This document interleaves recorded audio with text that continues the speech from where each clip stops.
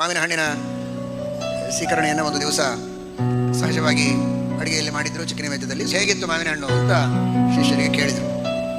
ಶಿಷ್ಯರಂದ್ರು, ನಮಗೆ ಯಾರಿಗೆ ಹಾಕಿಲ್ಲ, ನಿಮ್ಗೆ ಒಬ್ಬರಿಗೆ ಹಾಕ್ಯಾರೆ ಅಂತ ಹೇಳಿಬಿಟ್ರು. ಬಹಳ ಸತ್ಯಜ್ಞಾನ ತೀರ್ಥರಿಗೆ ಮನಸ್ಸಿಗೆ ನೋವಾಯಿತು. ಮತ್ತೆ ಅವರ ವ್ಯಾಪಾರ ಹಾಗೆ ಒಂದು ಚೀಲ ತೊಗೊಂಬ, ಕೆಜಿ ತೊಗೊಂಡ್ಬಾ, ಅದೆಲ್ಲ ಗೊತ್ತಿಲ್ಲ. ಮಾರ್ಕೆಟೇ ಖರೀದಿ ಮಾಡೋದು. ಎಷ್ಟಿದೆ ಇವತ್ತು ಮಾರ್ಕೆಟ್ ಒಳಗೆ ಎಲ್ಲ ಮಾವಿನ ಹಣ್ಣು ತರಸರಿ ಅಂತ. 100 ಜನ ವಿದ್ವಾಂಸರು, 100 ಜನ ವಿದ್ಯಾರ್ಥಿಗಳು ಯಥೇಚ್ಛವಾಗಿ ಎಲ್ಲರಿಗೂ ಮಾಡಿಸೋಣ ಅಂತ. ಆದರೆ ಆ ಸಲ ಊಟದಲ್ಲಿ ಬಡಿಸಲಿಲ್ಲ. ಅದನ್ನೆಲ್ಲ ಸ್ವೀಕರಣೆ ಮಾಡಿಸಿ ಕೊಡಗಳಲ್ಲಿ ತುಂಬಿಸಿದರು.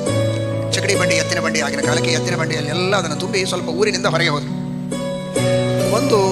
ಒಂದೆರಡು ನೀರಿನ ಕೊಡಗಳನ್ನು ತುಂಬಿಟ್ರು. ಉಳಿದದ್ದೆಲ್ಲ ಸ್ವೀಕರಣೆಯ ಕೊಡಗಳು ತುಂಬಿಕೊಂಡು ಹೋದರು. ಎಲ್ಲ ವಿದ್ವಾಂಸರು ವಿದ್ಯಾರ್ಥಿಗಳಿಗೆ ಅಡವಿಯಲ್ಲಿ ಕಾಡಿನೊಳಗೆ ಒಂದು ಕಡೆಗೆ ಏಕಾಂತ ಪ್ರದೇಶದಲ್ಲಿ ಕೂಡಿಸಿ ಯಥೇಚ್ಛವಾಗಿ ಎಲೆ ಹಾಕಿ ಸ್ವೀಕರಣೆ ಪಡಿಸಿ ಎಲ್ಲರೂ ಆಯಿತು. ಆಮೇಲೆ ಎಲ್ಲರೂ ಕೇಳಿದರು, ಈ ಸ್ವೀಕರಣೆ ತಿಂದ ಮೇಲೆ ನೀರು ಕುಡಿದ್ರೆ ಏನು ಹಣೆ ಬರ ಆಗ್ತದೆ ನಿಮಗೆ ಗೊತ್ತು, ಗೋವಿಂದ ಅಷ್ಟೇ. ನೀರು ಯಾಕೆ ತೊಗೊಂಡು ಬಂದಿರಿ? ಹಾಲು ತಂದರೆ ಪರವಾಗಿಲ್ಲ, ನೀರಿಗೆ ಹಾಲು ಬೇರೆ ಇದೆ, ಹಾಲು ಕುಡೀರಿ ನೀವು, ನೀರು ನಾನು ಬೇರೆದಕ್ಕೆ ತಂದಿದ್ದೇನೆ ಅಂತ.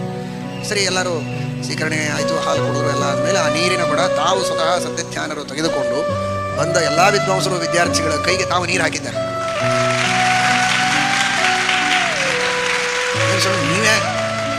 ನೀವು ಕೈ ತೊಳ್ಕೊಳ್ಳೋಕೆ ನಿಂತರೆ ನಾವು ನೀರು ಹಾಕಬೇಕು, ನಮಗೆ ಯಾಕೆ ನೀವು ನೀರು ಹಾಕಿದ್ರಿ ಅಂತ. ನಿನ್ನೆ ದಿವಸ ನಿಮ್ಮನ್ನು ಬಿಟ್ಟು ಸ್ವೀಕರಣೆ ತಿಂದೆಲ್ಲ ಅದಕ್ಕೆ ಪ್ರಾಯಶ್ಚಿತ್ತ ಇದು ಅಂತ ಹೇಳಿದ್ರು.